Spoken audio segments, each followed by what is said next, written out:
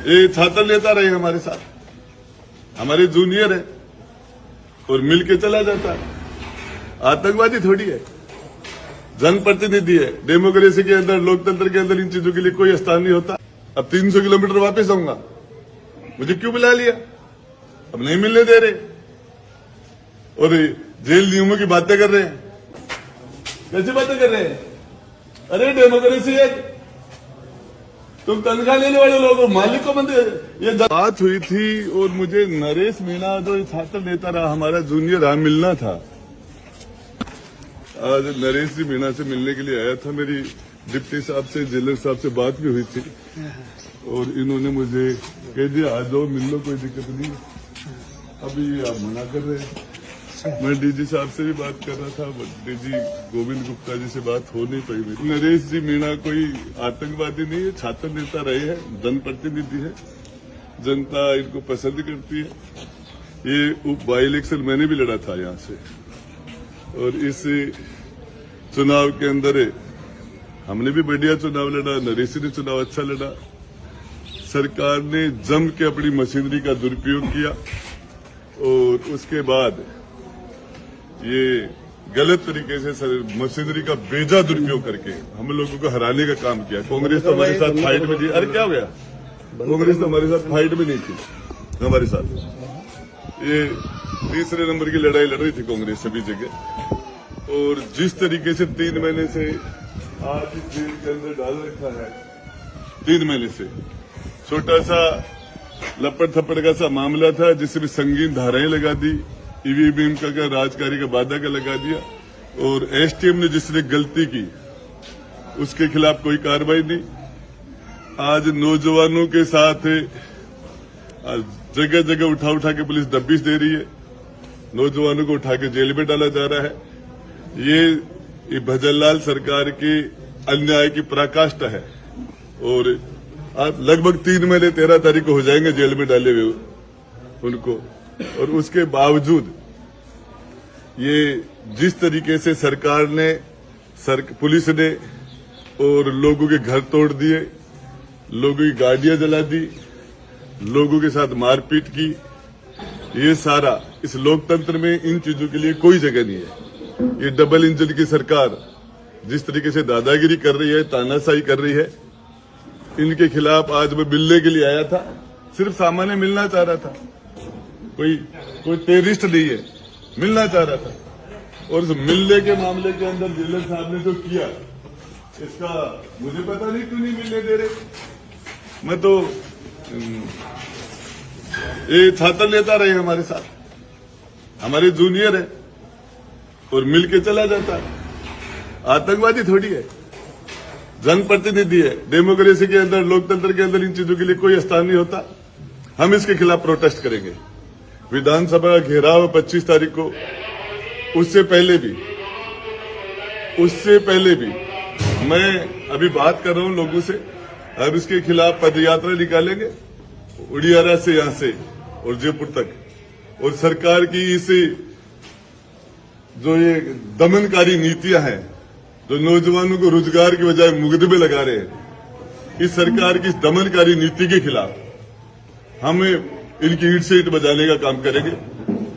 और मैं यदि ये ऐसी बात होती तो मैं 300 किलोमीटर से चल के आया हूं, अब 300 किलोमीटर वापस आऊंगा, मुझे क्यों बुला लिया? अब नहीं मिलने दे रहे और जेल नियमों की बातें कर रहे हैं कि जेल के अंदर कि साहब 7 दिन में एक बार मुलाकात हो सकती है, ये हो सकती है। और ये मिनट के अंदर जेल के नियम टूट रहे हैं, इनके नियम रोज टूट रहे हैं। मैं आपको बताना चाह रहा हूं, ये तानाशाही की पराकाष्ठा है।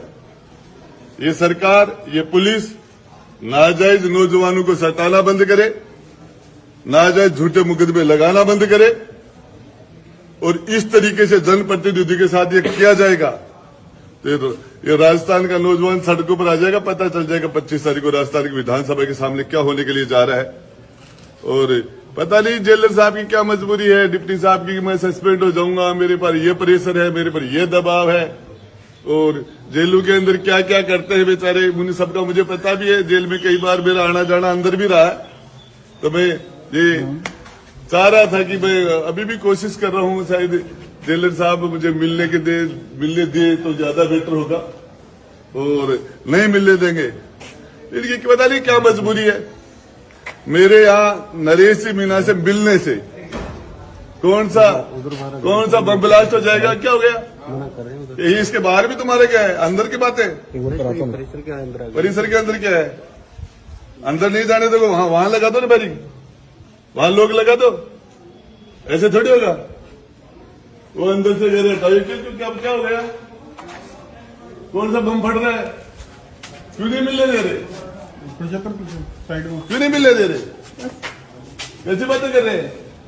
अरे डेमोक्रेसी है, तुम तनख्वाह लेने वाले लोग हो, मालिक को बंदे ये दलपट्टी दी अंदर, ऐसे कैसे कर रहे हो? ये नहीं चलेगा तुम्हारा। अरे ये जेल के अंदर नहीं रहेगा सदा सदा, ये तकदीर का फैसला करने वाला बन जाएगा कल। नहीं मिला रहे, और मुझे पहले बुला लिया इन्होंने। 300 किलोमीटर से चल के आया हूं, अब 300 किलोमीटर वापिस आऊंगा। ये डीजी से बात, डीजी साहब से, डीजी जेल से बात करता हूं इस मामले के अंदर अभी। सर मेरी कल यहाँ आपके जेल के स्टाफ से बात हुई थी, और मुझे नरेश मीणा जो छात्र नेता रहा, हमारा जूनियर रहा, मिलना था, और मुझे इन्होंने कह दिया ठीक है आ जाओ, और अब कह रहे आप नहीं मिल सकते। तो मुझे सिर्फ सामान्य मिलना ही तो था। अरे साहब वो कह रहे कि नियम में 7 दिन के अंदर क्या? अरे मैं आपको बताऊं डीजी साहब, जेल में हम भी रहे हैं, और जेल के नियम भी जानते हैं, आप भी जानते हो, आप ये सरकार में भी रहे, हम सारी चीजें रही है, देखा तो इसके अंदर क्या तो मिलना ही तो चाह रहा था। सामान्य मैं 300 किलोमीटर से चल के आ गया साहब,